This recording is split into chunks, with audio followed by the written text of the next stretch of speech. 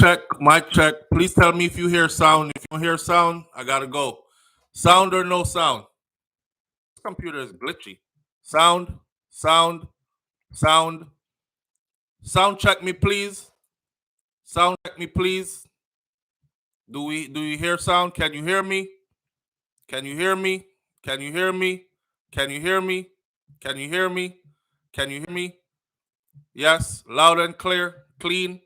Yes, yes, yes. Awesome. Man, I had to do this whole thing all over again. It's all good though. What's meant to be is meant to be, right? And we just go with the flow. So I was saying this morning, I'm gonna let this hair out for a little bit because you might not see me with the hair in about a week. I'm gonna cut it off, right? I was just doing it to do it, but I got a big cussing yesterday from some other guy that is so concerned about my hair that the man cussed me.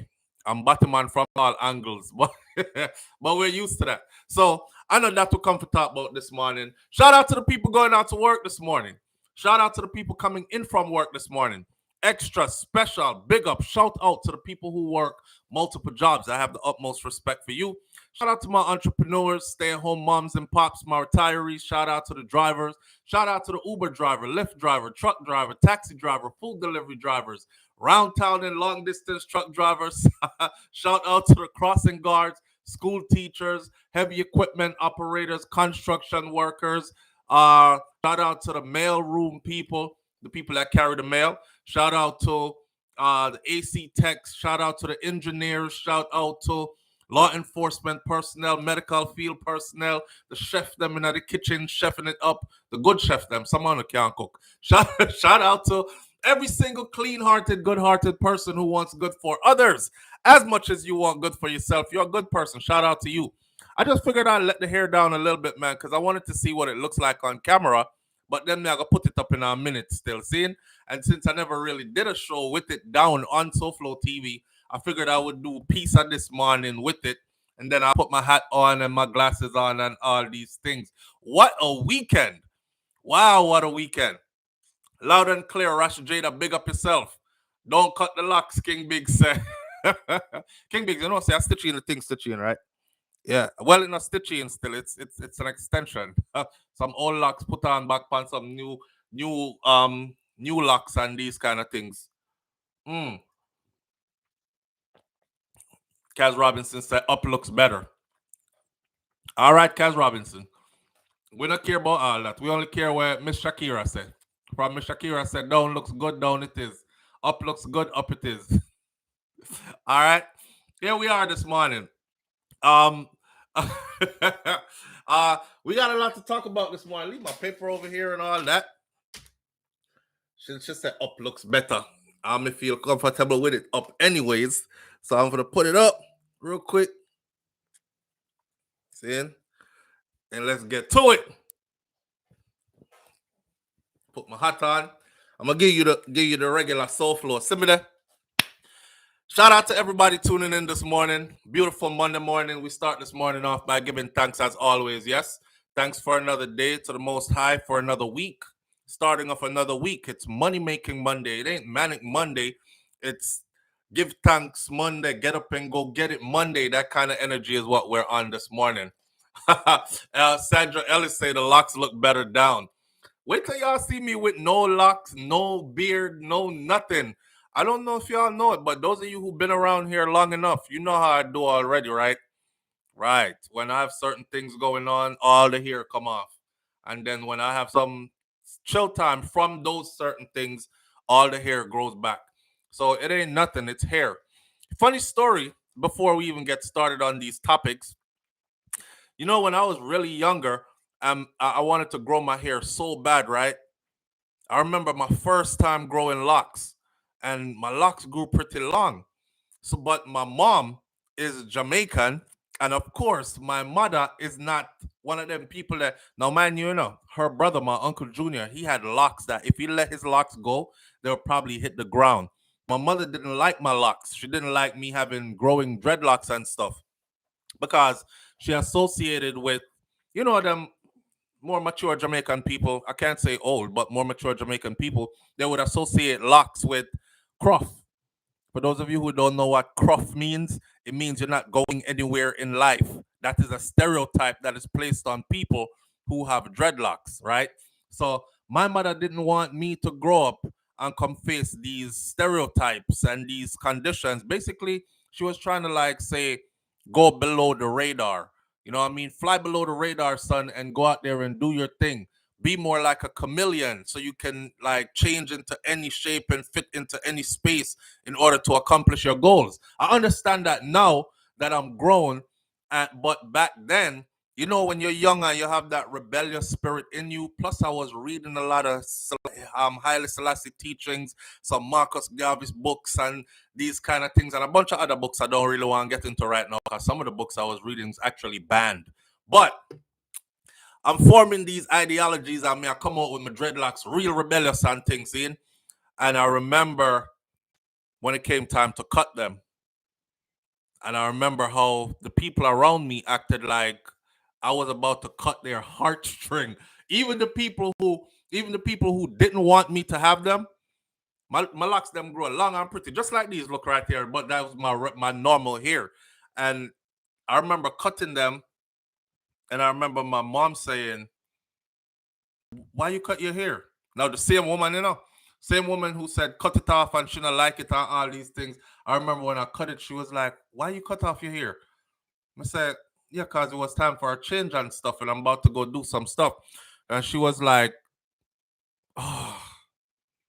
So basically, she was like, "So you just like you make people influence you so easily or something." So and I learned a lesson from that. In all that, even though she was on the other side, deep down inside, she wanted me to rebel. Deep down inside, she wanted me to stand firm on my decision. Deep down inside, she wanted me, but me did I get a fight? You see what I say? And I felt like, you know what? It wasn't even really a fight.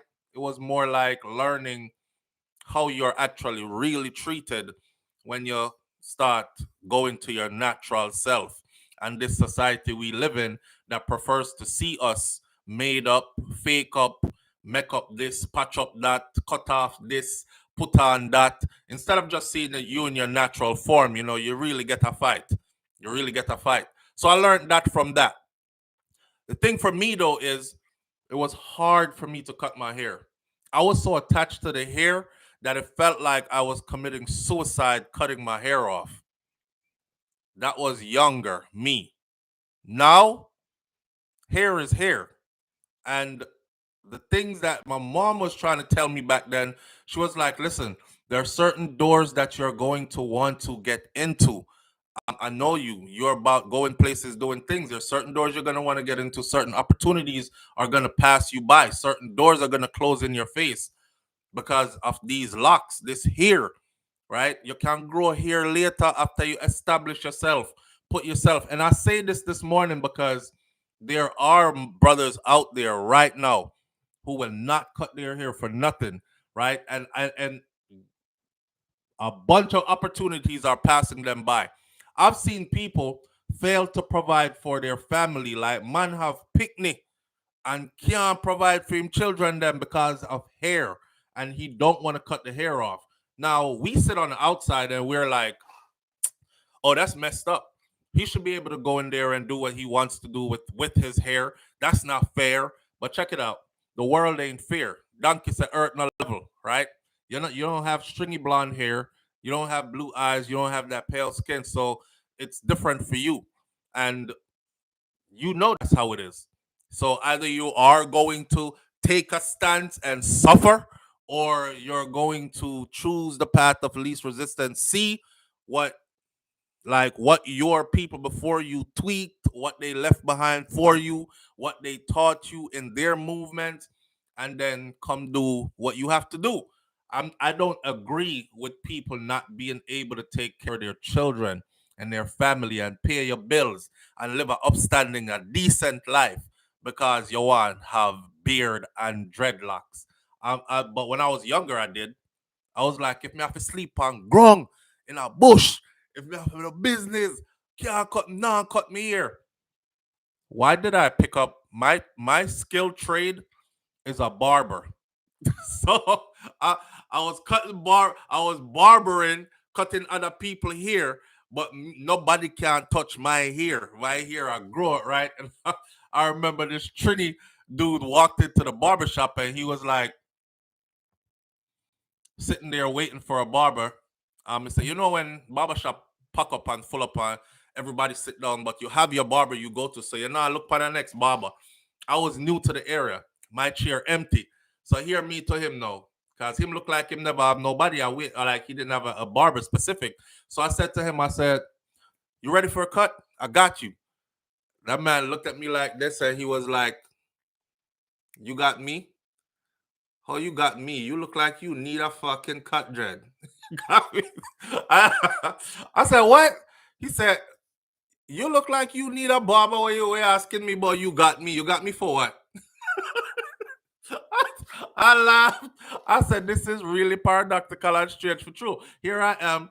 I call myself Rasta with dreadlocks, but all I do all day is trim hair. So after that, I said to myself, you know what? SouFlo, be true to yourself. Yeah, cut off that Ross if you want, cut it off. Yes, grow it back if you want, grow it back. It's hair.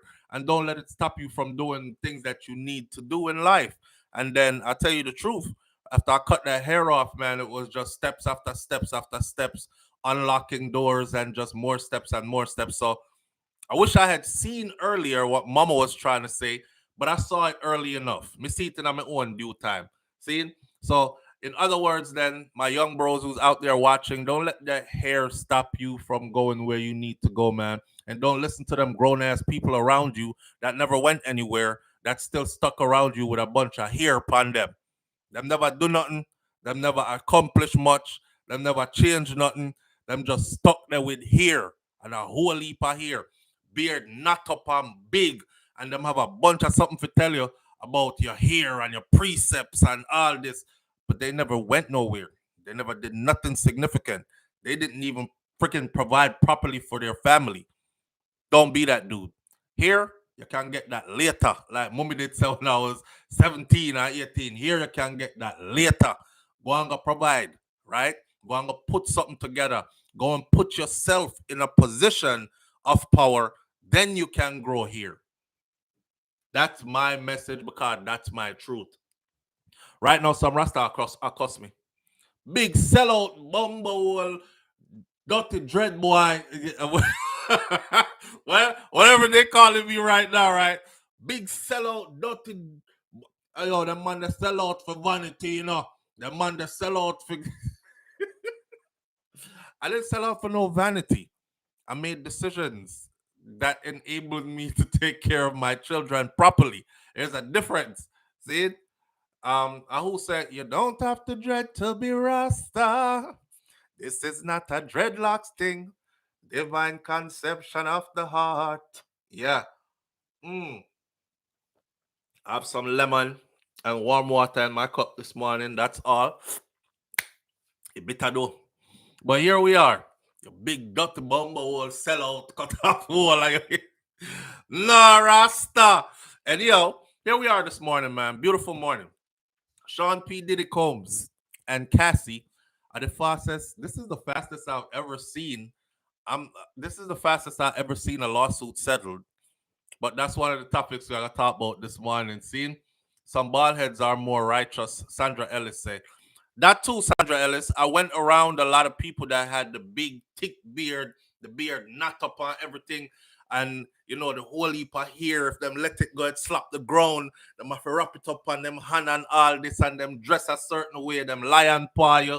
That's the only greeting they give, and everything is well, Emmanuel I Selassie I Jah Rastafari. Yes, my Lord, and all these things. And some of the dirtiest hearted people I was ever around, and I was like, damn, yo, this not no different from church. Because when I was in church, I used to peep the hypocrites. I used to peep the sister them in that church where them, hallelujah, Jesus, yeah, I shall my color. Yo, I can't stand that girl there, say, thinking, dirty girl. You ever smell her? She smell like she not even beard. Glory, glory, hallelujah. Them one day, and I peeped that from I was young. So I was like, yo, that place is full of a hypocrite. That place is full of a hypocrite. Then when I went Rasta route, it was the same thing. I was like, yo, that place are full of a pedophile. Them money like lick a gal picnic, and them money are dep on beer foolishness. Okay, back to Africa. When are we going? Come ready right now. Well, you see, go and pass around the Charleston and Chagua make a reason. Well, oh, friggin' long we gonna bun ganja in a circle and reason. Oh, no, reason. You have your locks from you about 18, 19. You're a young boy locks, you have no more. You have old man locks. You pick out, you know what I say, gray up on everything now. Your beard gray up on everything. You're in your 50s or going in your 60s and you still saying the same thing. Have you ever taken any of the youths them back to Africa? Did you ever channel a way for any of them to go back? Them still that they are wait upon some big ship to be built and put in the harbor for the government of Jamaica to say, you know, if you go on over so and here is your reparations money and go. And that's how it work again, Papa. People look visa and jump on plane. People work and save them money and them get a visa, apply for it, and you jump on a plane. There are many African nations now who you don't need a visa to even go there if you have a Jamaican passport. So why am I still up there? So I thought about the same thing. It just started getting to me, you know what I mean? And I was like, okay, you're gonna have to be an individual. There is sense in all of this. So pick the sense out of the nonsense and keep it moving in life. And that's what life is about. Nobody is gonna come to you all truth, all knowing. Everybody brings a little bit of knowledge though. So you pick the sense out of the nonsense and keep it moving. Like my granny always said, even a madman can teach you something. So don't talk to him like you're better than him or nothing. Sometimes give him a listening ear and hear what him have to say. Because in all the madness he's talking, I bet to say some sense in there. And I learned that. You know what I mean? So now me just learn from anybody, whatever, regardless of whatever your religious conviction or your lifestyle is or whatever. I come through, I pick a little bit of knowledge, and then I make up me and keep it moving. Not true? Not true?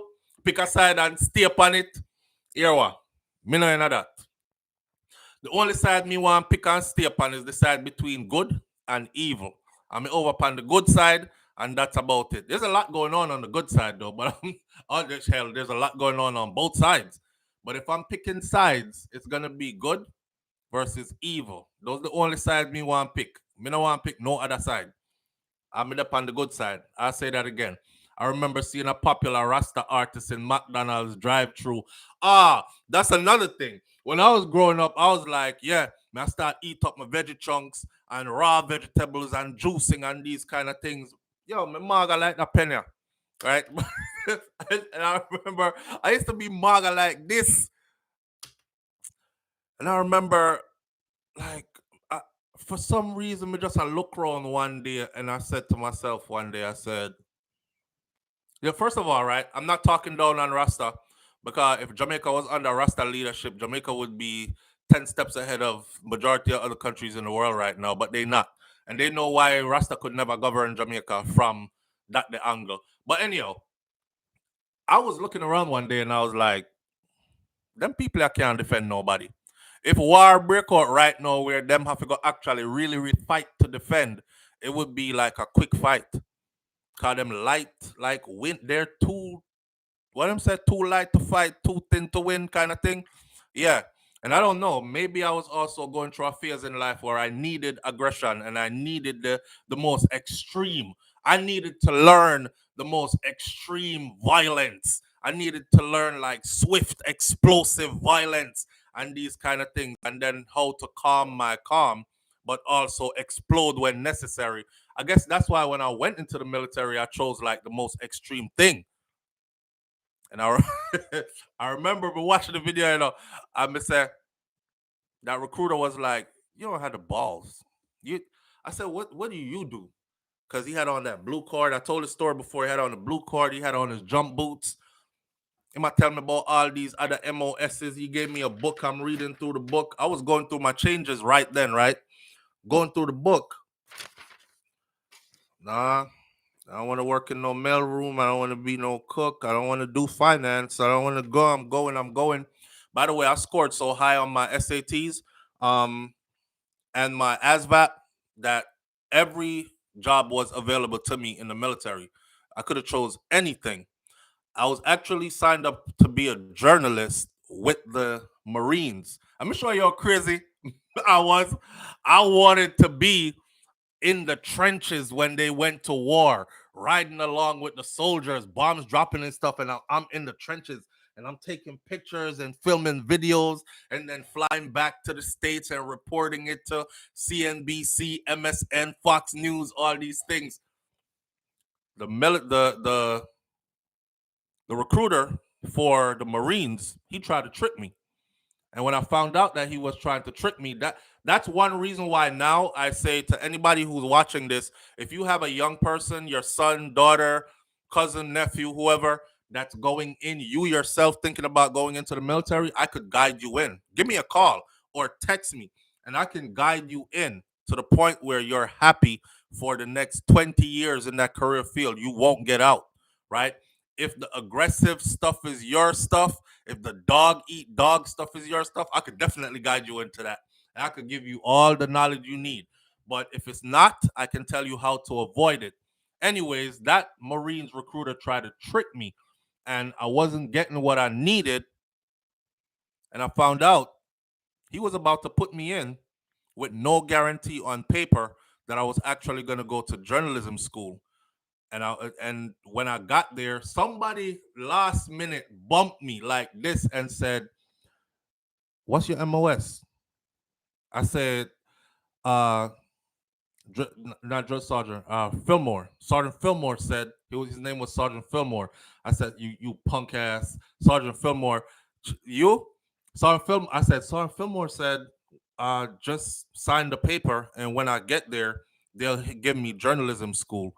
And the person said, "He lied to you. Let me tell you, they're going to put you at the needs of the Marines. More than likely, you're going to end up going frontline fighting. You're a big, tall, strong guy. You're black and you're young. You go in frontline fighting. Needs of the if you don't sign on paper, say this is what the school I'm getting after basic training, they put you at needs of the military." I was so glad that person hit me up, man. This is God guiding me, right? And then came time to go sign up. And I was trying not to go. I remember that man came and knocked my door. Boom, boom, boom. He's like, "You ready?" I had a handmade chalice. I make the chalice out of a water bottle, and I had had a hose on it, and I'm bubbling. I'm like, when it opened my door, right? Because I'm trying not to go now. So when it opened my door, when I opened my door, when he knocked my door, opened my door and hit it like I'm pumping smoke out the nose and everything. He said, "What are you doing? You know you're supposed to go swearing today, right?" I said, "Man, I'm not going." He said, "You gotta go." I said, "I'm not going." He says, "You gotta go. Listen, they'll arrest you if you don't go." No, I'm start telling me more lying now, but them are gonna arrest me if me don't go and all these things.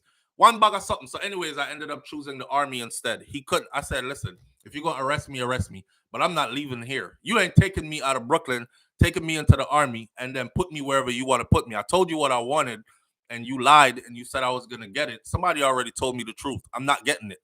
Why weren't you honest from the beginning?" And of course, it was a black man, and he was just trying to throw me in there. He didn't even look out for a young brother and say. So when I got to the army part, the army was different. Dude said, "I'm reading the wall. I see bonuses, $5,000 bonus, 10,000, 15,000, all the way up to 30,000." I say, "I want $30,000." He said, "You want $30,000? Well, join." I said, "That's what I'm here to do. Can you get me the $30,000?" He said, "If you join." I said, "Yes." He said, "Okay, fill out this. Tell me what choose MOS that you want, military occupational skill, what that you want." Me look upon the sitting, me I go through all of them. I ain't see nothing. Here's this dude, well sharp looking, blue cord, jump boots. I said, "What does he do?" Because I'm fascinated with the uniform and he looks different from everybody else. He said, "You don't have the balls. You don't have the balls to hang with the big dogs." I gave the man back the paper like this. I said, "You can hold the paper. Whatever he do, that's what I want." He said, "Nah, you sure? At least let me show you some videos of what they do first, right? So you're properly educated going in." And carry me in at the back, go show me a video. The video had guys jumping out of airplanes, the Bradley, which is a tank, the tank, the back ramp drops, the teams running out, 4 guys this way, 4 guys that way. The thing looked good. Man, I say, yo, this look like one of them movies that when we watch with soldiers in it. I want to be that. Say, all right, here you go. Sign me up for it. And then there I was, crying my ass off every morning for about the first year that I joined. Big man up on the edge of my bed every morning, I bawl. And I talk to myself, what I do this for? And I used to talk to myself in patois too, right? Anytime I get low, I'll just me a reason with me. Like, what I do this for? God Almighty, look on you. What you do way over here, so? You know, so them soon send you gone to water, right? I'm hurting. I'm hurting. Me not have some place for my body hurt. May I tell you? I didn't know that you could hurt in those places. You know what I mean? I remember the first time I caught a cramp. Not for nothing, but the cramp hit. You know that space in between your balls and your body hole. That space there. All of them places to be a cramp. I'm like, oh, yo, it feel like. I don't know what labor pain feel like, but I think that's probably the closest a man could get to labor pain, because the kind of stuff they had me doing, Mr. Ross. Why am I choose this? But I went through the fire, man. I went through the fire. I earned it. You know what I mean? I lived it.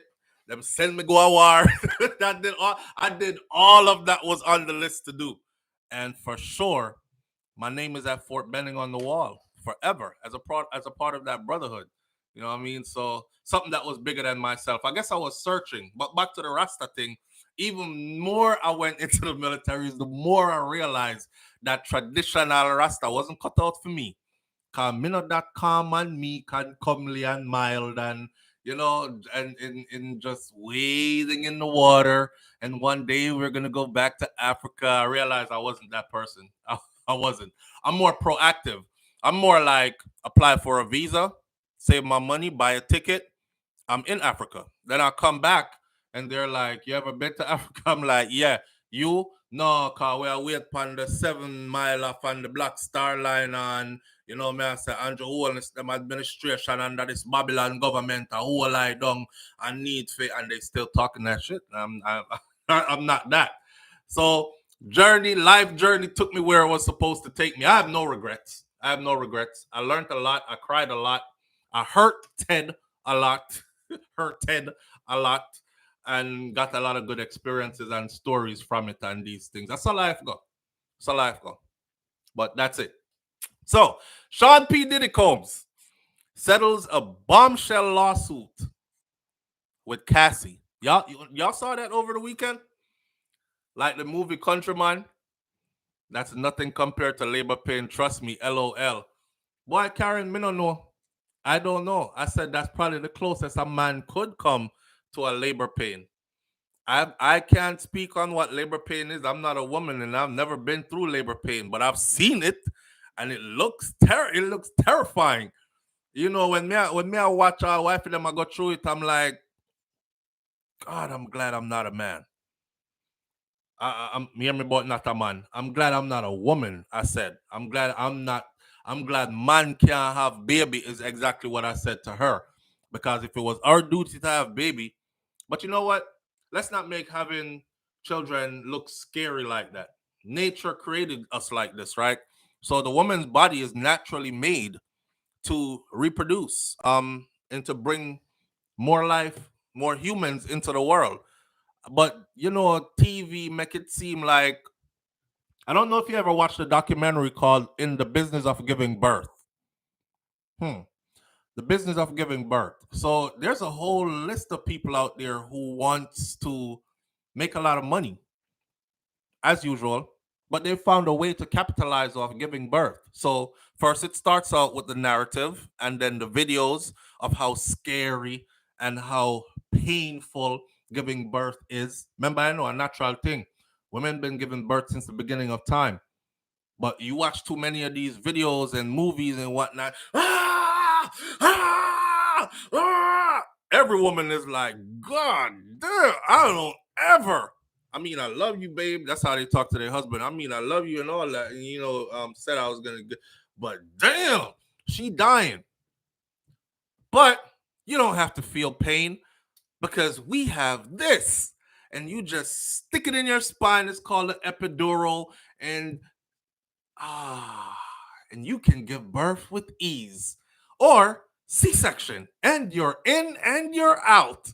And then people start choosing C-section. And they did a part where they showed the doctor has a certain lifestyle to maintain. So the doctor is like, yeah, I'll see you at 5 a.m. at so and so restaurant for dinner. And he'll run through the hospital and he'll do whoops one, whoops two, whoops three, whoops four, whoops five C sections out.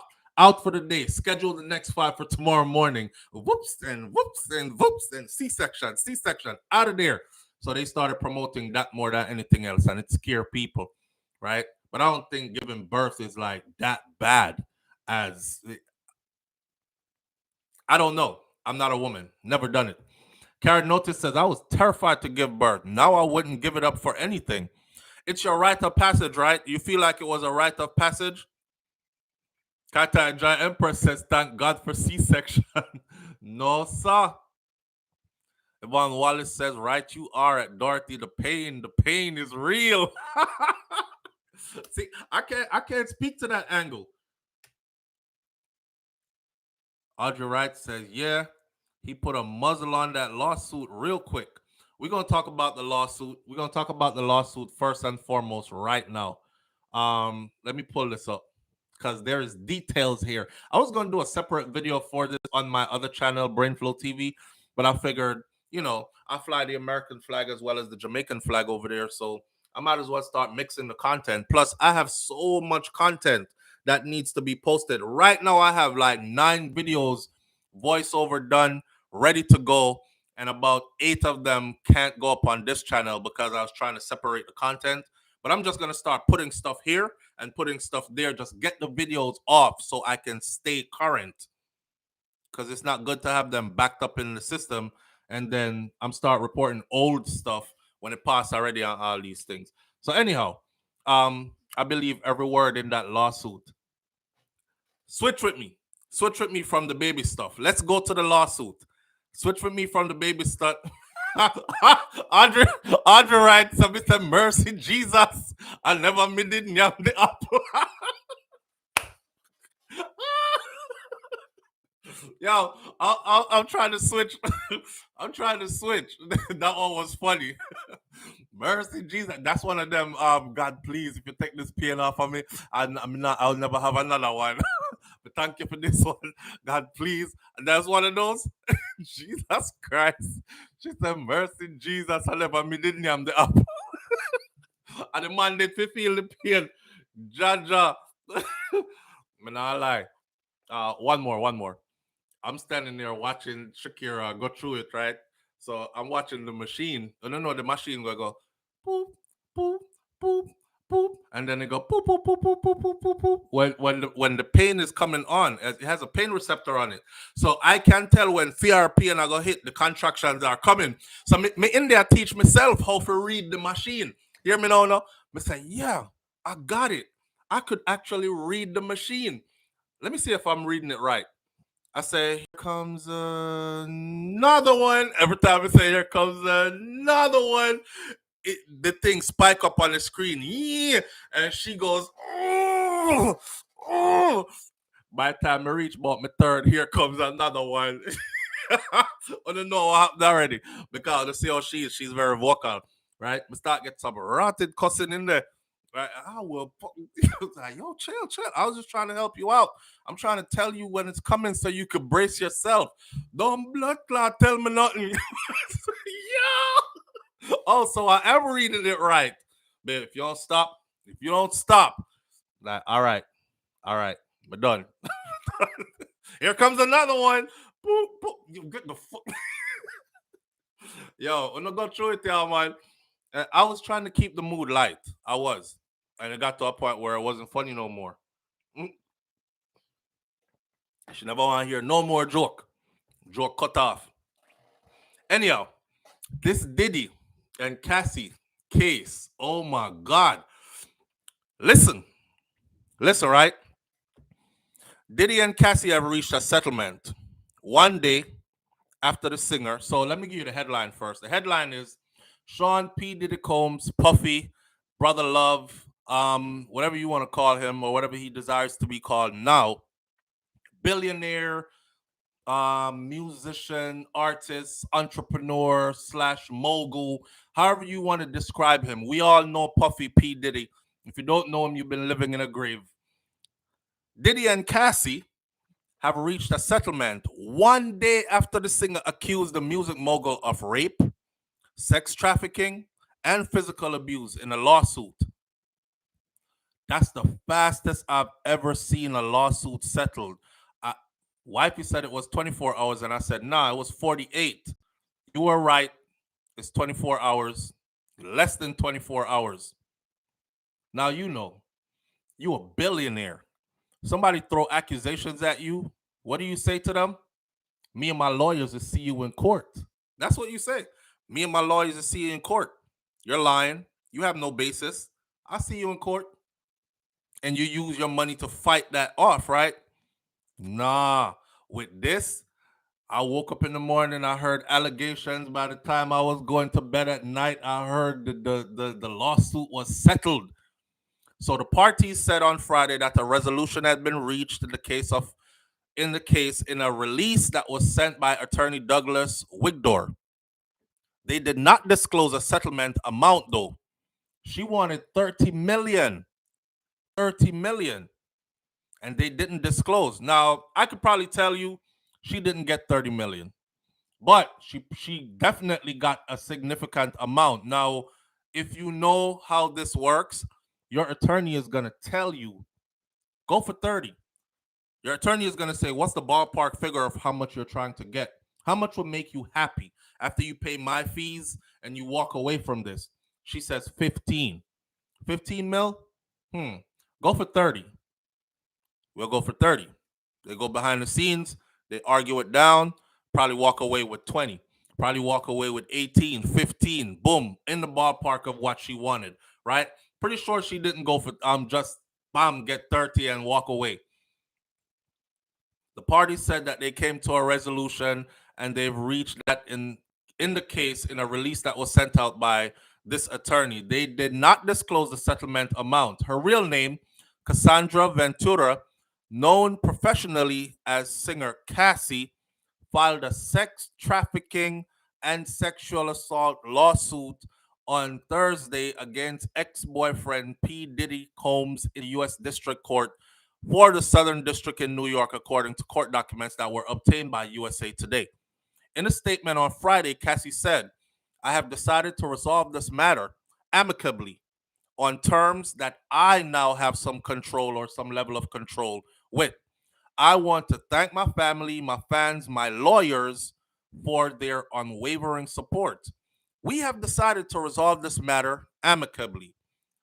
I wish Cassie and her family all the best, is what P. Diddy Combs said in a separate statement. Love is what he signed it at the end. The lawsuit, which named Puffy and his companies, including Bad Boy Entertainment, Bad Boy Records, Combs Enterprises, LLC, and Epic Records, sought unspecified monetary damages. It was 30 mil.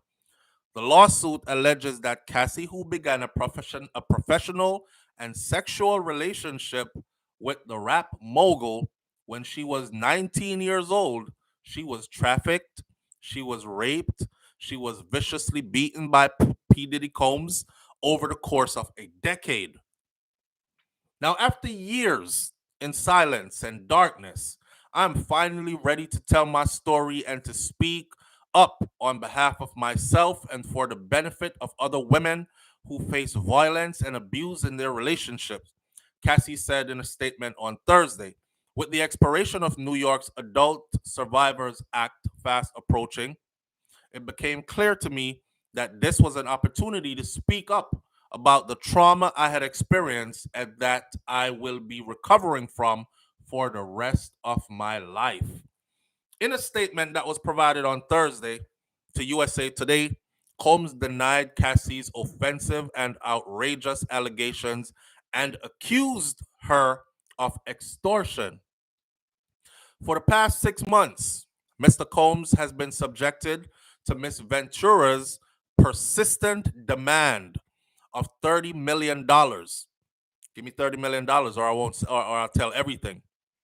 Under the threat of writing a damaging book about their relationship, which was unequivocally rejected as blatant blackmail, the statement read. Now, despite withdrawing her initial threat, Miss Ventura has now resorted to filing a lawsuit that's riddled with baseless and outrageous lies, aiming to tarnish Mr. Combs' reputation and seeking a big payday. The settlement avoids the potential of a trial for both Combs and Ventura, who would have faced a public process of lengthy discovery and cross examination in the courtroom. Whitgore, which is Ventura's lawyer or Cassie's lawyer, he commended his client, Cassie, for coming forward with her claims. He said, "I'm very proud of Miss Ventura for having the strength to go public with her lawsuit." Ben Braffman, who is Puffy's lawyer, he added on Saturday in a statement to USA Today, he said, "Just so we're clear, a decision to settle a lawsuit, especially in 2023, is no way an admission of wrongdoing. Mr. Combs' decision to settle this lawsuit does not in any way undermine his flat out denial of the claims. He is happy that they got to a mutual settlement and he wishes Miss Ventura the best." Cassie details rape, abuse in the lawsuit against Puffy. Before I go further, I'm watching an interview with Young Jock, right? And Young Jock said, "I'm at an event. I don't know what event this was, but no, he said, I'm at an event. You know, it's one of those big shindig events where bottles are popping and it's all like high Diddy, high heavy ranking people in the place, right? Money is everywhere." He said, "I look up and up on this tier, there's this white woman up there, and bottles, big expensive bottles surround her. Right? Puffy is up there." He said, "Puffy is up there. He's in one of those moods. He's animated. He's just going, right? Yeah, loud and carrying on." And he said, Puffy gets on the elevator and comes down. And dude, he describes it like it's like an angel descending from above, coming down that elevator. So he's saying to himself, like, "Damn, you know, I'm taking it all in." He said, "Mind you, I'm sitting right here. Cassie is sitting right here, and my wife is sitting right here." He said he comes down and he goes to Cassie and he says, "Cassie, tomorrow I want you to shave your head off, like all one side of your hair off. Gone." And he walks away. And Jock said, he's like, "What the fuck? What kind of?" He looked at his wife and he was like, what kind of request was that? That's weird." Then he looked at Cassie and he said, "He just asked you to shave off all one side of your head? You gonna do it?" She said, she in her humble, calm self, she said, "Yeah, I guess. Sean gets what Sean wants." Like Sean Pugliese Combs. Sean gets what Sean wants. And he was like, "What the?" And that was the first time he was like, weirdness going on with them. That was Young Jock's account. That's not my account. So Young Jock said he's still sitting there, and Puffy goes back up the elevator, and he's back up there where this woman is, right, with all these bottles and stuff around her. And suddenly it just came into focus. He looks, and this white woman up there with half of her head shaved off. And he was like, she looked good with it up there, but he just came down and told Cassie that by tomorrow morning, this is how you gonna look. Just shave half of your shit. What the? This was crazy. So, anyways, I don't know if that give any kind of insight as to what she might have construed as abuse, but I have another saying though. I have some reserved feelings about all this. Anyway, let's go through this first. Cassie met a 37-year-old P. Diddy Combs in 2005. She was 19 years old. The rap mogul became interested in signing her to his Bad Boy Records. Now, after being lured into an ostentatious, fast paced, and drug fueled lifestyle and a romantic relationship at the same time with Combs, Cassie alleges in a lawsuit that Combs took control of her life, ranging from her health care to her career opportunities, and plied her with drugs and alcohol all the time. Kept her inebriated, kept her high, kept her dependent, kept her right where he wanted her at, right? This is a 37-year-old man, he's pushing 40, and she's 19. She's just coming into out of teenagehood. The complaint alleges that Combs also forced Cassie into repeated unwanted sexual encounters with male prostitutes who he hired and recorded them boinking her.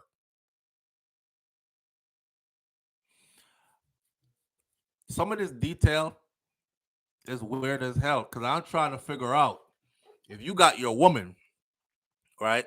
What part of a man is going to say, I'm hiring a male prostitute? Him come with the stamina and the inches, and I want him beat the brakes off my wife so I can record it. These are allegations. I'm reading this right now. This was in People. Okay, so and I'm not making this up. I don't want nobody come for me. My money ain't that long. I'm discussing what's put out there in public already.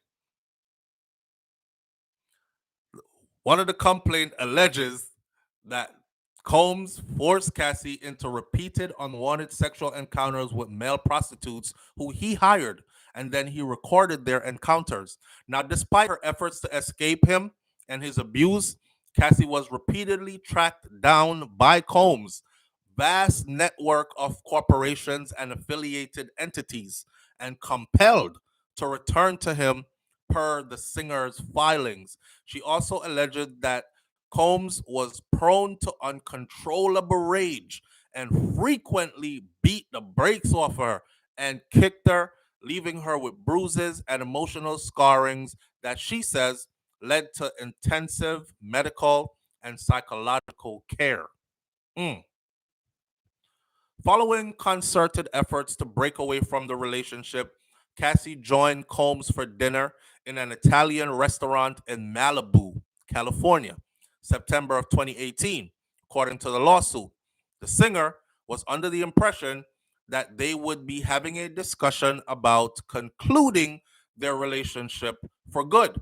So apparently, she used to pack her stuff, run away, hiding somewhere where he can't find her, and he would find her and have her come back to him.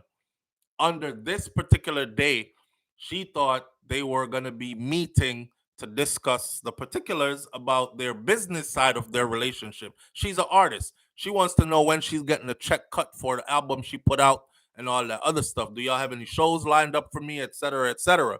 I'm sure he's over there. What you doing? Where you been? According to her. Now, after the encounter, Cassie alleges that Combs forced her into her apartment, and that's when he tried to kiss her.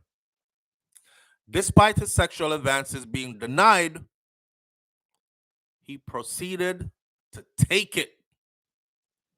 And he took it, raped her. Combs and Cassie began dating in 2007, and they had an on and off again relationship for more than a decade. She became known for the Ryan Leslie produced hit single Me and You, which secured a number one spot on the Billboard Hot R&B slash hip hop charts in 2006. The song was the lead single off her only studio album, which was self-titled Cassie. Combs built one of hip hop's biggest empires, blazing a trail with several entities attached to his famous name. He is the founder of Bad Boy Records and a three-time Grammy winner who has worked with a slew of top-tier artists, including the Notorious Big, Mary J. Blige, Usher, Lil Kim, Faith Evans, 112, you name them, they probably worked with Puffy somewhere along the journey. He was the man. The New York Police Department denied any active criminal investigation into Sean P. Diddy Combs in a statement from the department deputy commissioner, public information spokesperson to USA Today on Friday. Because a lot of people are saying, well, damn, the police need to be investigating Puffy because these are some serious allegations, and he's probably done that to other people as well. The police department reached out and said, we don't have any investigations going on into him and his affairs. There is no such investigation at present. The NYPD always treats allegations of sexual assault and rape extremely seriously and urges anyone who has been a victim to file a police report so that support and services can be offered to the survivors and a comprehensive investigation could be conducted. Cassie's former Bad Boy Records label mate, D. Woods, or Don Richards, and Aubrey O'Day of the R&B group Danny D. Kane, they came out in support of Cassie amid these accusations against Combs. Now, the funny thing is, one of them started making these same accusations a while back. I remember it. And for some reason, she disappeared. Like her career was done. No more music out, no more shows booked, no more nothing. And so everybody else was quiet, right? And I was like, maybe they're trying to extort him because they're not blowing up like they thought they should. Call the number, same hood. It's all good. I don't know. O'Day was a part of the group formed by MTV's Making the Band series in 2005 by Puffy, wrote on her Instagram stories and later on what is formerly known as Twitter X that she's been trying to tell y'all. She said, I've been trying to tell y'all. On X, Richard wrote that she's praying for peace and healing for Cassie, and she calls Cassie the brave one. D Woods followed with her own Instagram post, which read, self-worth, peace of mind, and a right to speak your truth. Cassie, at Cassie, you are incredibly brave to shine light on what you endured in the dark. I'm sorry you had to go through it alone. I'm praying for your continued strength and I offer you my full support. And then, of course, there are numbers here that says if you or anyone has suffered anything like this, please call these numbers, 800-656-HOPE or should call 911. If you suffered human trafficking, rape, beat down, all that, call 911. There was another friend of Cassie's who said she remembers one time where he beat her so bad and then she couldn't show her face in public.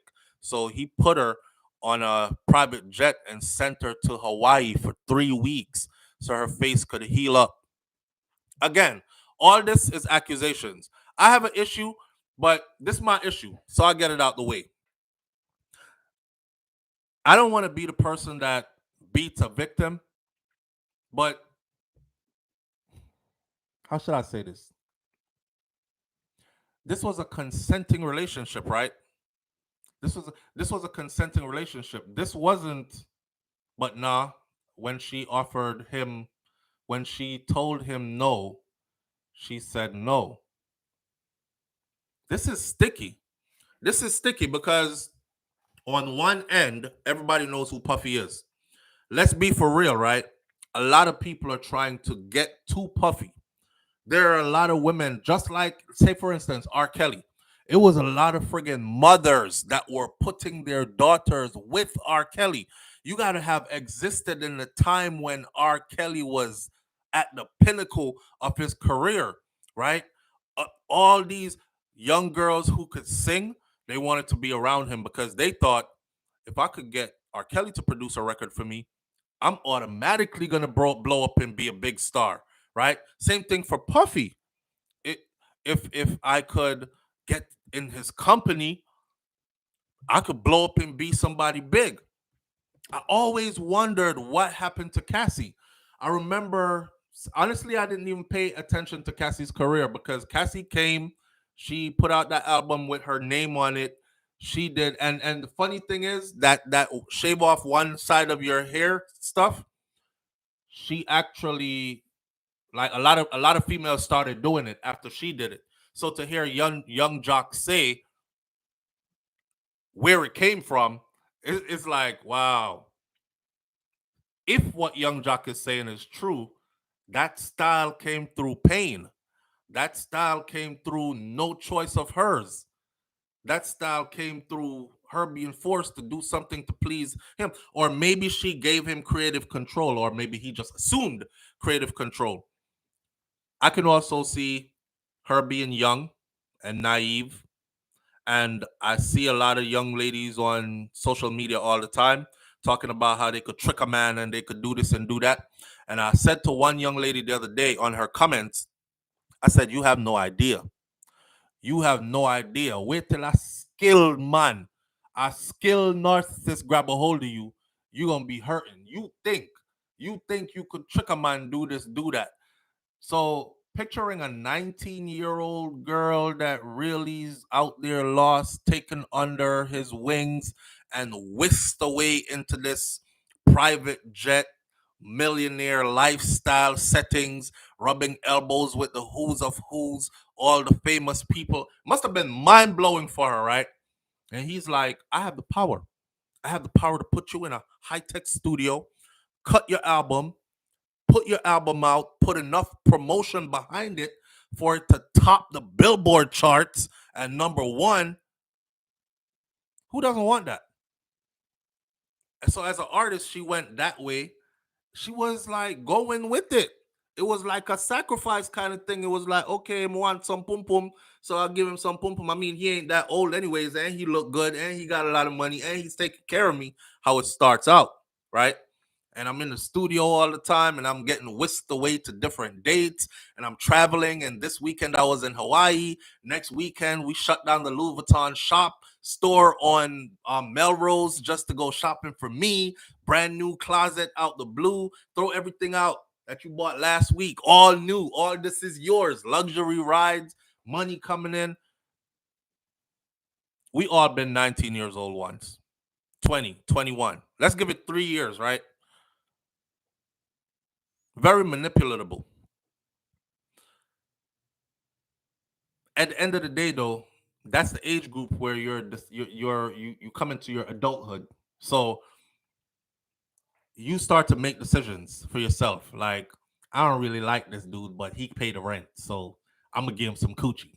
Um, I don't really like this old woman, but she give me $500 every month, and I could sleep at her house whenever I feel like it. So that's my cougar. You know what I mean? We start making them kind of decisions, especially if you coming from struggles and you trying to reach places. So end of the day, I'm trying to land this airplane really soft by saying this because I don't really want to offend. But a lot of it was complicit. Where I think Puffy could have took this to court and fought it. But in the process of taking it to court and fighting it, remember, Cassie was signed to Puffy as his artist as well. This wasn't just a man and woman relationship, right? They were signed. She was signed. What usually happens when these allegations are made, it's easy to go before the judge and say, Your Honor, she was only 19 years old. He was already almost pushing 40. Um, and he was a powerful person. You could easily see how she got wrapped up and swept away, and not having proper representation around her to actually read through the contracts that she did sign. So let's go back and look at his books. Let's go back and see how many records did she actually sell. It shot to number one on the charts, that album. How many records did she actually sell? And how did it break down? And how much did she get out of the money that came from her touring and performing and selling these records? Puffy didn't want that. And there was probably going to be a whole lot more of stuff that was going to come out. For instance, if she is saying, right, that he used to buy male prostitutes and then have them boink her while he recorded, all of us got some sense. None of we are no virgin. We are big people. Check it. If a man doing all that, I'm willing to bet that somewhere down the line, some other hanky panky was going on after that. You know what I'm saying? Like mixing. Y'all walking with what I'm saying. Don't make me spell it out, please. And mans didn't want all that stuff coming out. Not only that, just the fact that these accusations are out there could be damaging to him. If you look at, I don't remember, Jonathan, something his last name is. I don't remember his last name. Y'all help me out. But if you look at him, he just got accused the other day. And he had like 10 projects on the table. He had a deal with the U.S. military, the Army. He had a bunch of other stuff. Jonathan Majors. Man, within 24 hours to 48 hours of Jonathan Majors being accused, not founded to be guilty, just accused, every sponsorship cut ties with him. Every major corporation that had a commercial, Nike, this one, that one, the other one, this one, that one, that one, they all cut ties with him. Every network stopped carrying, and I bet y'all didn't know that he is not just an actor, that he is also a producer as well. So every film that he had anything to do with was put on a scrape that shit off the screen, put it around here on the back burner. We got to see where this is going. And that was just off accusations. That wasn't go to court. They didn't even give him the right to say, you know what? I hope this doesn't come back guilty on you. We're riding with you, Jonathan. And I hope it's not true. Nope. They're like, hey, we can't afford to have your messy name on our product. So nice doing business with you. Bye. Left him high and dry. What happened later on? It turns out that all that was a lie. Those accusations were made against him was a lie. It was proven to be a lie. And after it was proven to be a lie, if you go look up the update to that story, look at who's in trouble now. The same person who brought those accusations against him, right? So I don't think Puffy wanted to go through all that. He got too much riding on it. Puffy is a newly minted millionaire. Yes, he's always had millions over the years. He's old money now. Millions turned to hundreds of millions. He's rolling with the B now. He just got announced to the Billionaire Club. With that said, I don't think that man want to return to millionaire. You know, somebody once said, you think you're rich. Oh, if you got $100 million, you would definitely think you were rich, right? And I said, yes. He said, if Oprah Winfrey woke up tomorrow morning and saw your $100 million as her whole net worth, she would probably jump off the Empire State Building. And that's the first time I looked at it like, so there's money, and then there's whole lots of money. There's power. Puffy is up where power is now. He went past money. He's up where power is now. I don't think he wants that to be messed with. So the quickest and easiest thing to do was to go behind the scenes and say, listen, man, we had a tumultuous time. You know, we had some good times, but I'm sure you don't want to reminisce about that. I think Cassie is married and has 2 children. Now she just brought home the bag.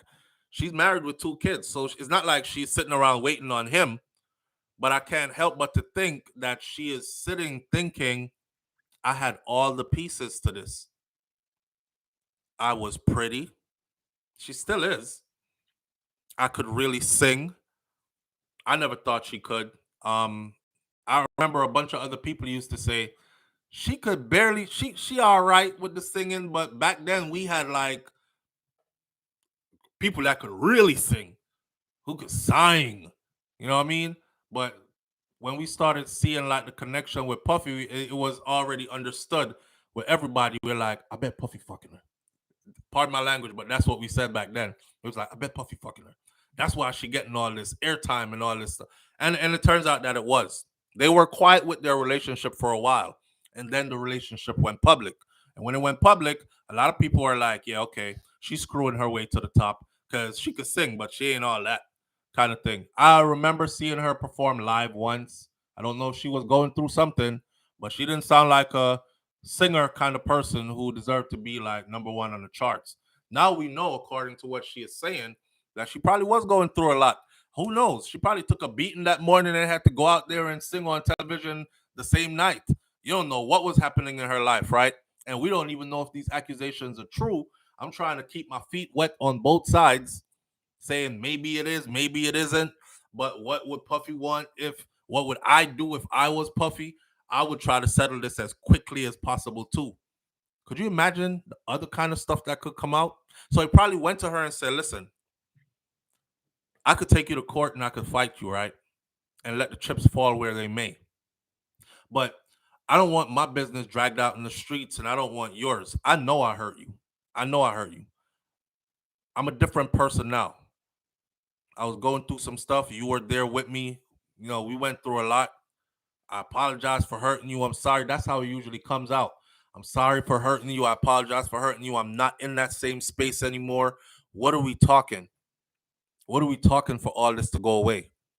But here's the thing. Puffy must be very worried right now. Why? Because if she can come up with a successful settlement behind the scenes, the door is now open, my friend. So all the others who might have, they can come forward with some stuff right now too. And you might see another one and another one. He doesn't have the time and the resources to be fighting 4, 5, 6, 7 of these cases from 4, 5, 6, 7 different people with 4, 5, 6, 7 different lawyers coming at him, right? And still keep on schedule to running his businesses and all that. And it would taint him so bad that, oh, we were considering Sean Puffy Combs to host the BET Awards this year. I guess we're going to have to scratch him, go with somebody else, Bob. Yeah, he's pretty tainted right now. Oh, we were considering him to host the Oscars. I guess we got to, yep, can't have him, not this year. Yep, go with somebody else, Bob. So his stuff would start to dry up. People would start to distance themselves from him.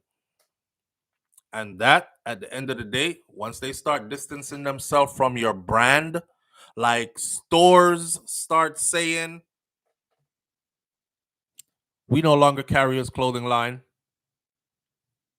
We don't want to carry his music either because we don't want to support an abuser. Or we don't want to support a, they take a stand against you just by accusations.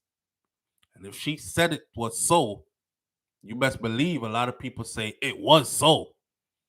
Where does that leave us on the other end, though? It leaves us in a place where you could be in a relationship with somebody. Relationship didn't work out.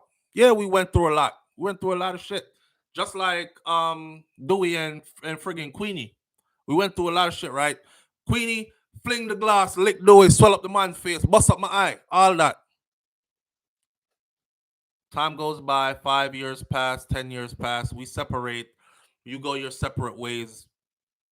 I make it really, really, really, really big. You didn't make it. You went off to regular, normal life. You can now go to court and say, in the 10 years that I was married to SouFLo, he did this to me. He beat me down. He used to hire men to that to me, this, that, and the other, and damage every friggin' thing that I've worked for. Not remembering that it was voluntary to some degree. You know what I mean? I'm not saying that her getting raped is voluntary. If she said she got raped, she got raped. I'm not saying it's true. I wasn't there. I'm saying that's the accusation she made, and I'm not speaking on that. I refuse to speak on that part because I wasn't there, and that's those people's business. And I don't want to be the person to beat down a victim, an actual victim. But the precedence has been set. So every man out there better pay attention to this. You better pay keen attention to this because whether you did or not, you might have to come out the pockets. You might have to come out the pockets sooner or later. You know what I mean? He used to taunt me and beat up my eye. The thing about Puffy's case though with Cassie, I can't see somebody coming on so strong. You better give me 30 million without proof. That part. All them times she claimed she got her face bruised up, her eye was swollen, she got beat, this, that, and the other, her body bruised up. You know what she was probably doing? Probably doing like this.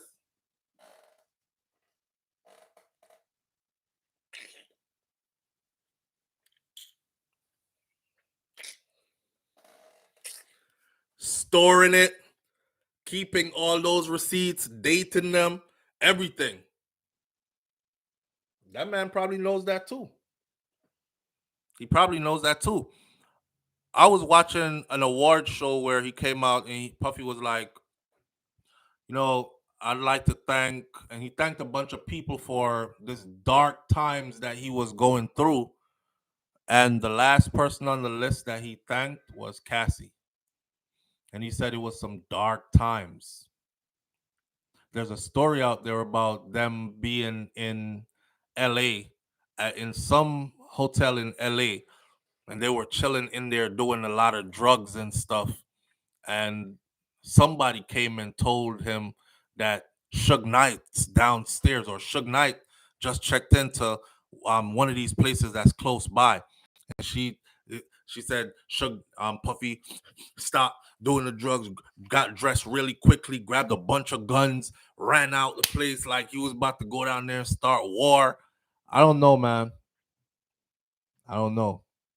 I just feel like on one side, as much as I don't want to victimize a victim, I mean, Cassie already got her money. It's the end of it. And at the end of the day, she didn't ask for, I want justice to be served. I want this man to be put in jail. I don't, that's not what she asked for. She asked for money. She asked for money. She got her money. She's on her way. I'm looking at it like this. The precedence is now set where women could come back years later. You see all those gatekeepers in the industry. Let's not mix words with this part. Everybody knows that in order to get some, you had to give some, right? You know, I've heard even Madonna speak about it, and Madonna was like, at one award ceremony, Madonna said, "He's in here right now, but don't worry, I won't say your name. I won't embarrass you." And Madonna told about when she brought the demo for her first album in. And she was like, yeah, I'm this young, hot artist. You know, I want my art to be across the world and whatever. She put it on his desk. She said, the man pulls out the paperwork and say he could sign you today to this label and have you famous by tomorrow. Pushed the demo to the side, unzipped his pants, and threw one leg up on the desk and asked her how bad does she want it. She said she sat there and she thought she was angry because she said she had put so much into her music and she probably had heard this stuff all the time, right? But she couldn't believe it that she was sitting right there with it now. And he's still around today. And I am Madonna today.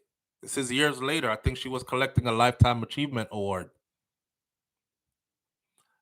She said if she had done what that executive wanted her to do that day, yeah, she probably would have had a number one hit somewhere, but that probably would have been the end of her and the last time she did any kind of music or got far with her music in the industry. So she was glad that she didn't do it. So that's how the industry been working. Gatekeepers. Now these gatekeepers, they're still around. A lot of them. A lot of them are running scared right now. You see Bill Cosby? You see how they did Bill Cosby? But Cosby says, "Yo, I'm the Jello pudding man. I could put you in this. I could put you in this movie. I have connections in Hollywood that can make you big and famous. Come on over to my hotel room. Let's talk business." And then Bill said, I just slipped a Quaalude in a drink. Something we were all doing back then. I don't know. It wasn't wrong.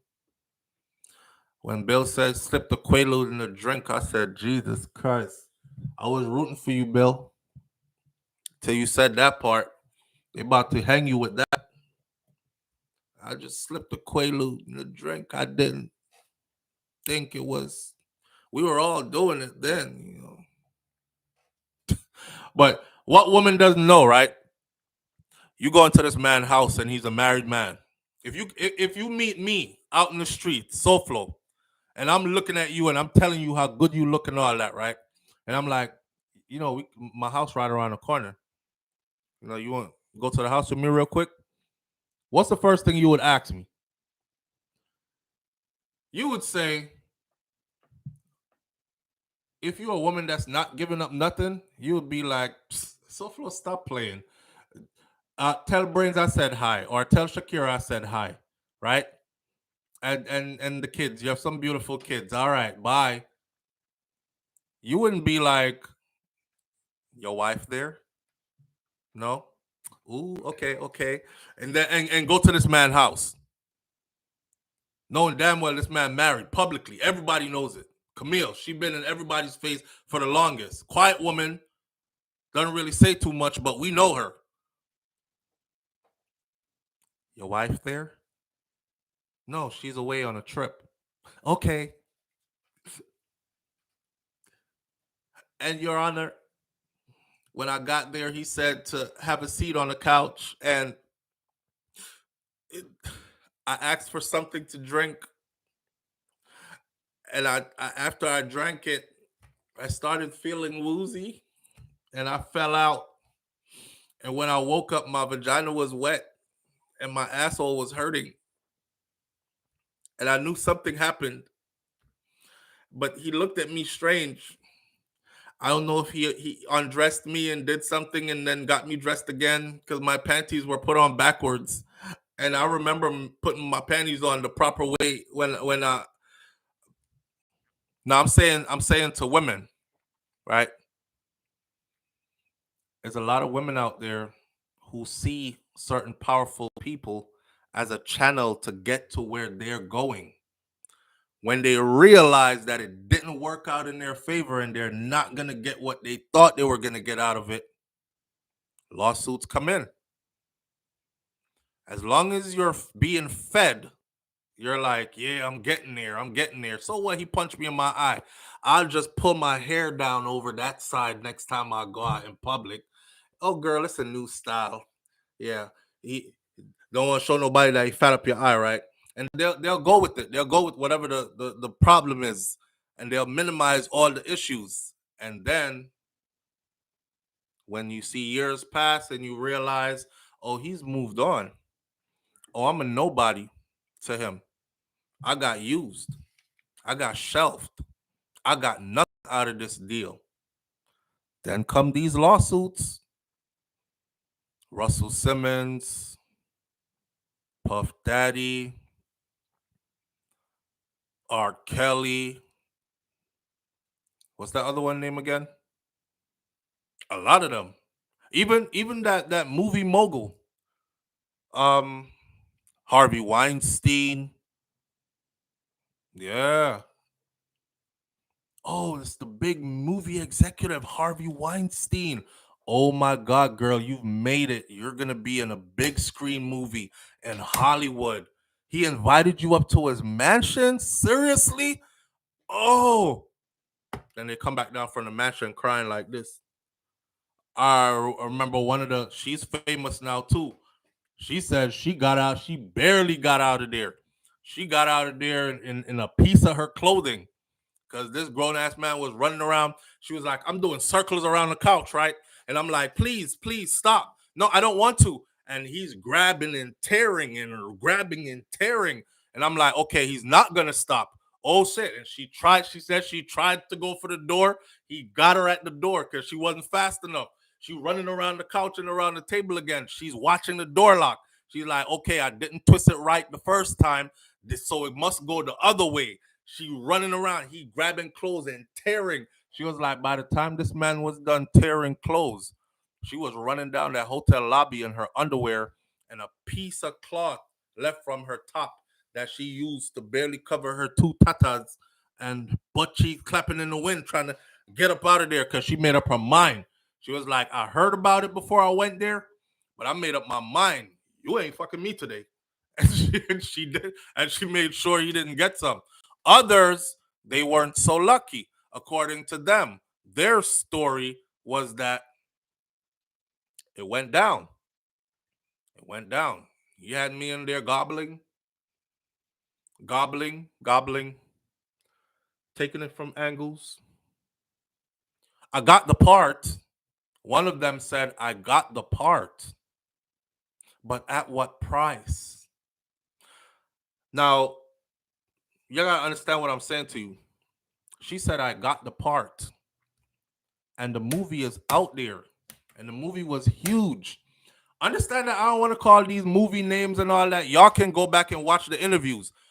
Because if I say the wrong thing, I don't want anybody coming from my little platform.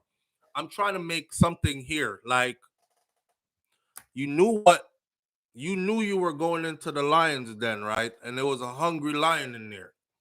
He bit off a piece of the steak, but you got the part. It's a fair exchange because that's what it was going to be. Women do it all the time right now. You going to pay my rent? Yeah, I'm going to pay your rent. All right, then. Can you help me pay these bills? I got you. Can you give me a part in a big movie? I got you. You're on set. You start filming Monday morning. Be in California at so-and-so. I got the part, but at what cost? I'm like, so the man asked you for a little bit of head and some booty, and you gave it up, and he gave you a part. That's voluntary to me. That's voluntary to me. But the fact that now, if they don't blow up big and sustain a huge career and still make millions, they can come back 10, 15, 20 years later and say, you know, that time when he asked me for some, I wasn't in the mood. I didn't want to give him. He took it. There goes rape on your name now. The extra 20 years of grinding you did to get to where you are at now, that's about to go all the way down the drain. You either settle out of court or you watch all your sponsors, all your affiliates, everybody who's associated with you, you watch them all turn their backs on you and you dangling in the wind. So I think that's why Puffy settled that lawsuit so quickly. But Cassie got her money again, and that's all she asked for. Let that sink in. Not saying anything good or bad about any of them, because it ain't my beef. I'm just saying she got her money, and that is all she asked for. She never said, I want this nasty mother to be in jail. I want him to be prosecuted to the fullest extent of the law. I want justice. I want his ass to go to prison so others who he did this to could come out and say the same, and we'll get justice for them too. She never said that. She said, give me 30 mil or I'm going to write a tell-all book and put everything in it. The nigga said, everything? She said, everything. I might even make some stuff up. Oh, no. You trying to extort me. Okay, here goes the first round. He used to buy male prostitutes and have them sleep with me and force me to sleep with them. And then he would videotape the whole incident. Oh, whoa. Hey. Okay, don't say no more. Come. Meet. Get your lawyers, my lawyers. Let's meet. Let's get this out of the way.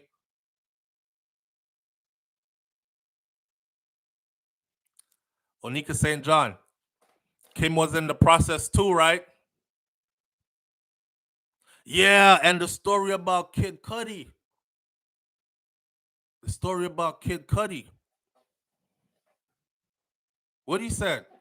Ah, blow your fucking car up. Homie said the car. He said he heading downstairs to his car, and boom, the car blows up for real. LA says you can't ask for them to be in jail. You go and report it to the police, and you're dealing with Puffy.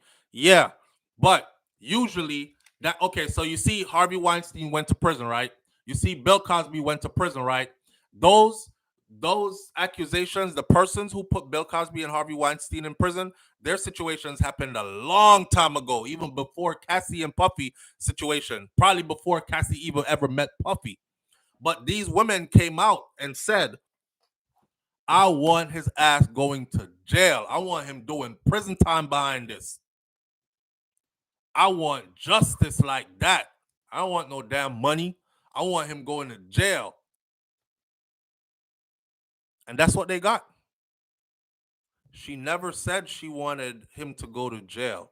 She never said she wanted him to be punished to the fullest extent of the law because what he did was wrong and it should have never been done to any female. She never said there are more that who suffered the same at his hands, and I know it, and hopefully this gives them the strength to come out too.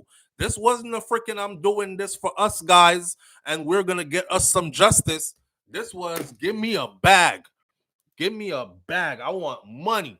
And you better talk money or you know what's about to happen. And she when she leaked that first piece I just read to you, that was enough. He was like, Jesus Christ, the first cut was deep. The first cut was deep. Now everybody, whether you believe that she told the truth or not, or if she made it up, everybody is gonna be looking at Puffy from now on funny for that one line right there. You used to buy male prostitutes and have them boink her and then watch it and then record it. I can't imagine what the rest of that story is. And if he didn't talk, if he didn't pay up that money, the rest of the story was coming. The rest of the story was coming. She could twist that story any way she wanted to. Then he would do the male prostitutes and let me watch them. It was traumatizing. Shit all over the place. You'll never know. All I know is he didn't want it to go any further than that. Right? So he paid up. Quick fast. Quick fast. But hey man, we living in a different world. The same back in the day. Japan Styles says if Diddy took it to trial, he would have incriminated himself and took half of Hollywood with him to court. Yeah, her 35-page complaint called names, places, times.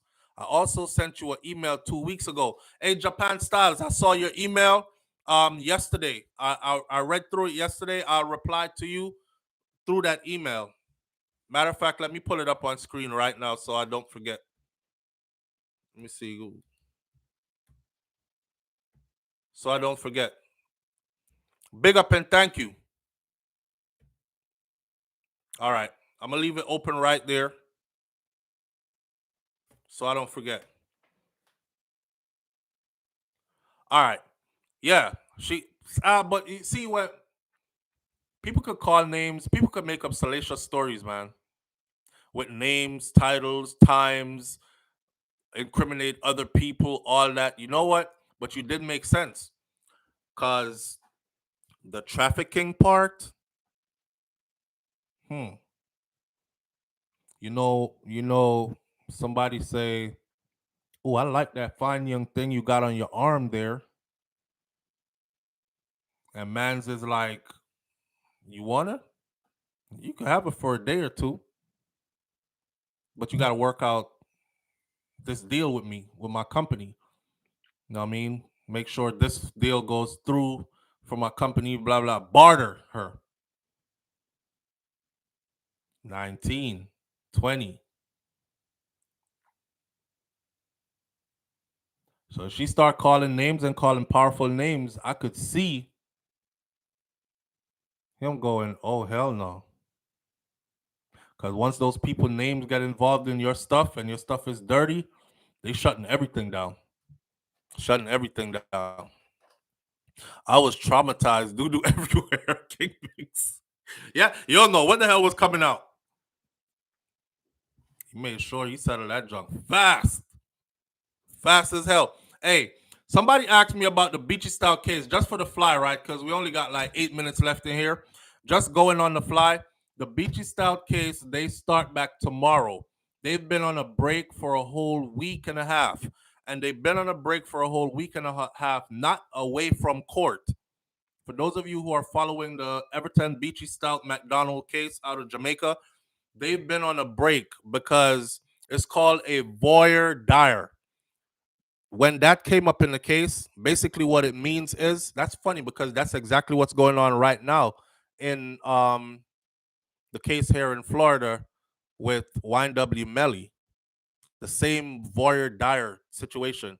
So what it's about is, remember the last testimony where dude said he hired me to burn up his wife with the acid, and it was a glass bottle with a gold top, and I gave it to the police, and the police came in after and testified.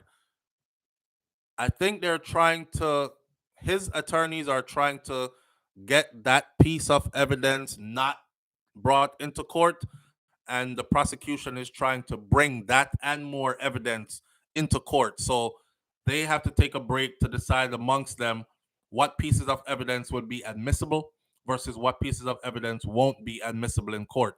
So tomorrow, which is Tuesday, the 21st of November, they will be back in court again, or should be back in court again, where more testimonies will continue. Now,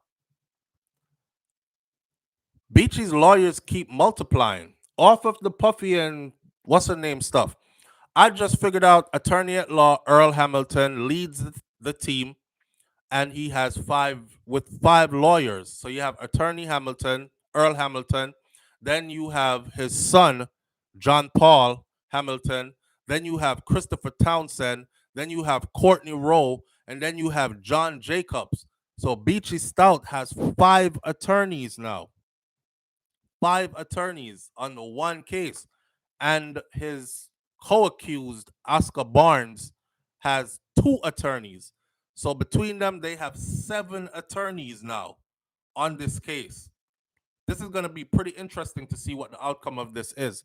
When them said man money long, they wasn't playing around. This money is long. I remember two university students hacked their way into one of his accounts, one off his accounts, and I think they said it had a couple million US dollars in it, and they took out millions of Jamaican dollars out of the account, and they were slowly pulling out more until their scam was discovered. And he has multiple accounts, so the man really has money for real. What can I say?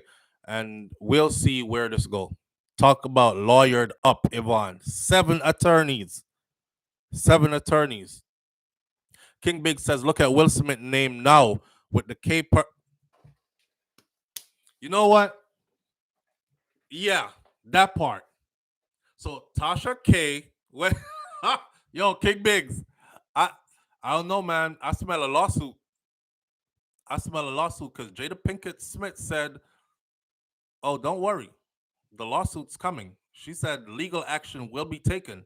I don't know who she's gonna take the legal action against. If it's only against the guy that was doing the interview with Tasha K, or if he's gonna try to take legal action against even the platform as well. Because here's what they could go to court and say, right? They could go to court and say, what proof did this person provide you that you allowed them use of your platform to spew all this about this person? This is damaging to his business. This is damaging to his character assassination. Um, did you get any proof from the person? Answer is going to be no.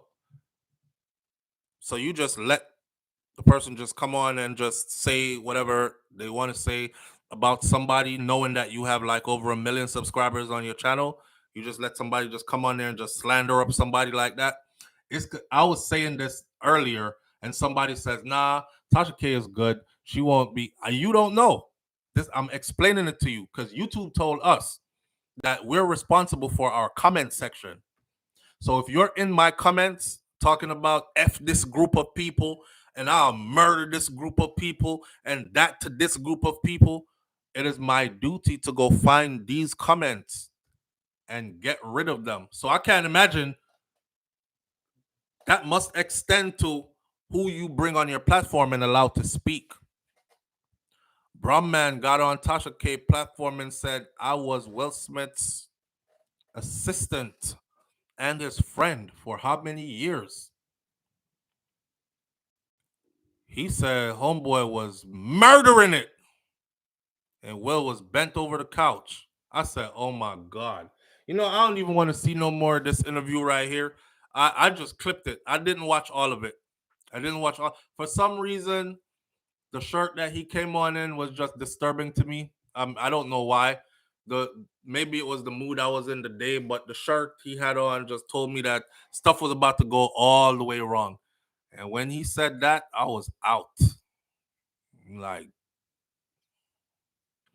Cardi B, a week or 2 weeks ago, she released a statement that said she was thinking of, she was like, you know, Tasha K released a video where she was crying and stuff, right? She was talking but she was just talking about how she grew up and stuff she was going through. So Cardi B must have seen it. Cardi B released her own video that said, listen, I know when people are going through stuff, you know, and I mean, even though I'm like a hard ass and stuff, I'm still a softie at heart. Even my husband is saying, don't do it. But you know what? I'm not gonna talk to my fans. I'm not gonna talk to my audience about it. I'm gonna go talk to the one person who will always tell me the truth. I'm gonna go talk to my mother about this. What Cardi B was thinking probably there was to forgive her and let that $4 million debt go away. But after that Will Smith accusation stuff, Cardi came back and she says, you know, Will Smith is like one of the most unproblematic persons ever. And to see him being done like this, you know, it just doesn't sit right with me, kind of thing. And then she said, and some people just never learn, which I think she was referring to Tasha K. Some people just never learn. Like you tried to do that to me, right? You see where it landed? I won a $4 million judgment against you. Now you letting somebody else do it on your platform thinking that's going to save you. It's your platform. You're in charge of the platform. Some people just never learn. See, one thing I learned is this, right? If your money ain't right, don't go calling up certain people's name. They'll sue you just for fun. They will use their weekend getaway money to sue you.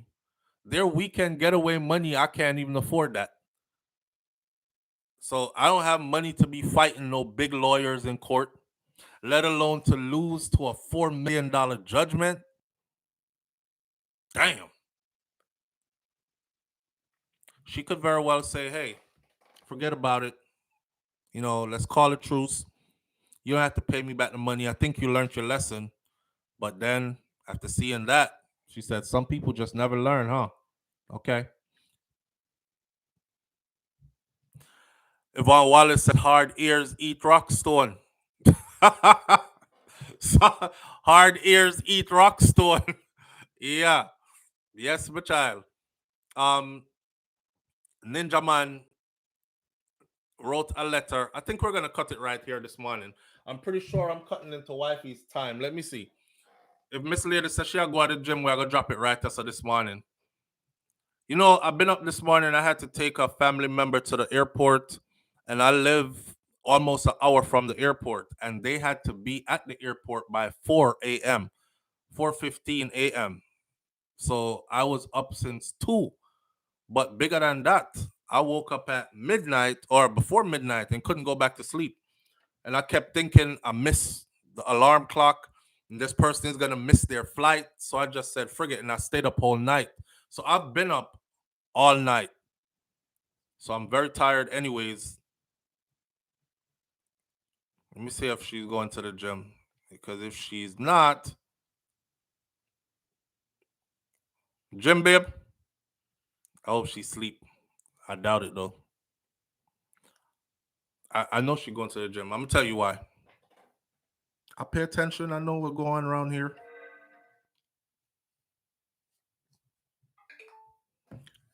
Waiting for a confirmation. Come to be a man, see your type, or where type one Bible.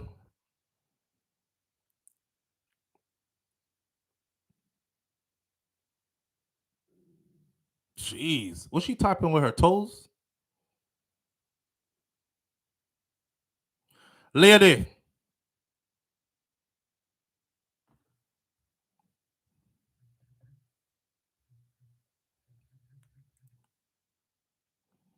No, need to finish. She not going. All right. So she always take her AirPods and stuff to the gym. And I saw them being charged up. So I thought she was getting ready. But me just get confirmation. Says she's not going to the gym. So we can go on for a little bit longer. All right. I'm just trying to make everything work for everybody. It's called, trying to make sure home is okay, which is only right. Which is only right. Can't be selfish. I'm not the only one with an agenda, with things to do. I have to cater to her as well. And hopefully she'll cater to me as well. Home workout today. I don't know. Them said a lime here cut your nature. I drink lime. Me find out. Me figure. I think a Beanie Man did say it. You know what? Let me stop with the lime because I might have to jump into action. But I don't know, it's a two little picnic around your door, right? So it's gonna have to be a stealth mission if anything is gonna be accomplished. Hey, all right. Check this out, right? Yeah, the whole Tasha case situation, man. I just see a lawsuit coming. And if I was Tasha K, I would probably take that video off my platform ASAP. Contact Will Smith's people, issuing an apology. But that's me. That's me. I would do that. I don't know what she's gonna do, but I would do that. There was a point where she could have apologized to Cardi B, and she didn't. And there was another point when she could have, and she didn't. And it led to where she's at now. One, yeah, one sour lime is a sour lime in there, so but me not remember if the sour lime help you or it cut your nature. Does anybody know? Before I go on to this other story about Ninja Man writing to the Prime Minister from behind bars, does the sour lime help or does it hinder? That's all I want to know. It cut weight. No man, it have something to do with. But me can't remember. It have something to do with like if it cut your nature or it enhance your nature. One of those.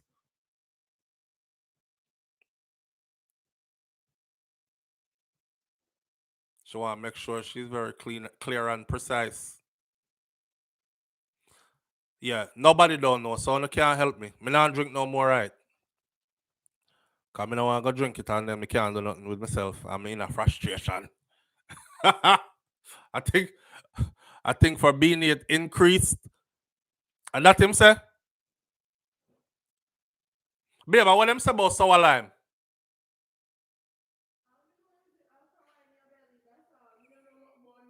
But you shit up yourself. Um Evan Wallace say I heard it cuts it. Yeah, me no want no more. Now me I put that on the store for later. So moving right along. Ninja Man requests a meeting with the PM Andrew Holness over prison reform. Boy, in life, yeah, there's just so much that you have to think about. Should I drink the sour lime? No, but what if you drink the sour, you see, she walk around and some little skimpy something already. Don't drink the sour lime.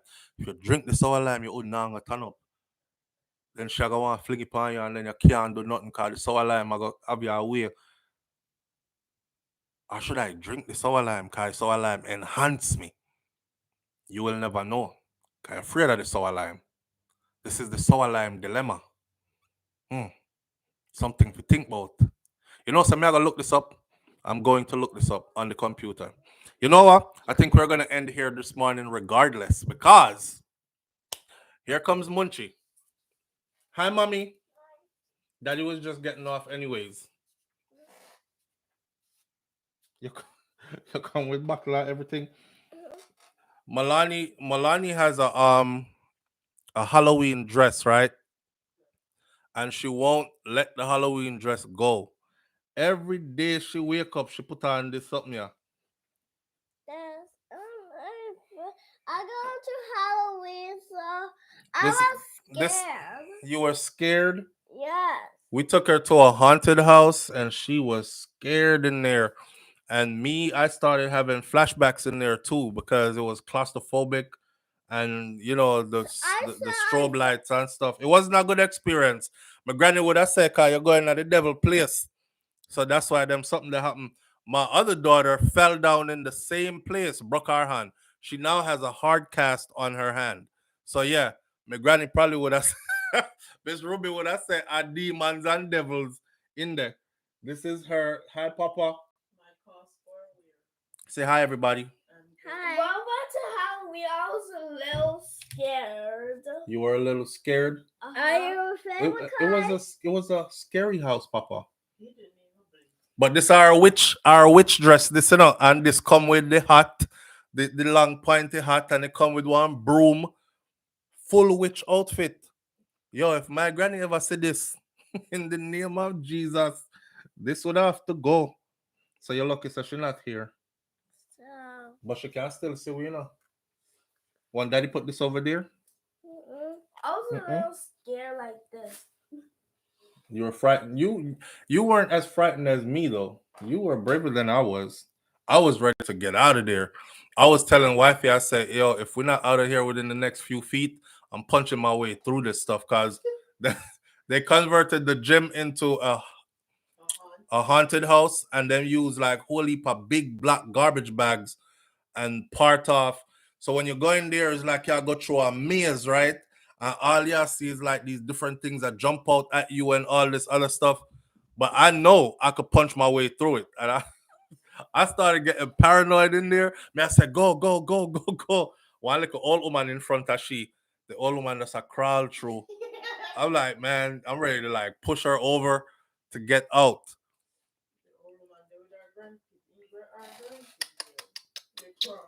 I love you, Munch. Say bye, everybody. Bye.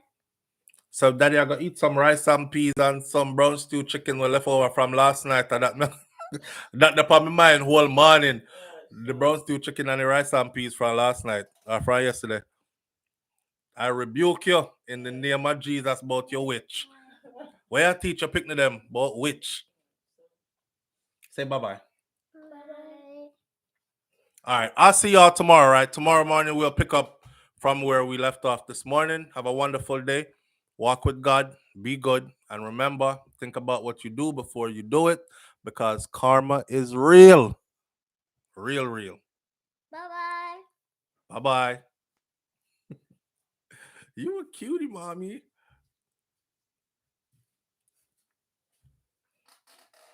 Yeah.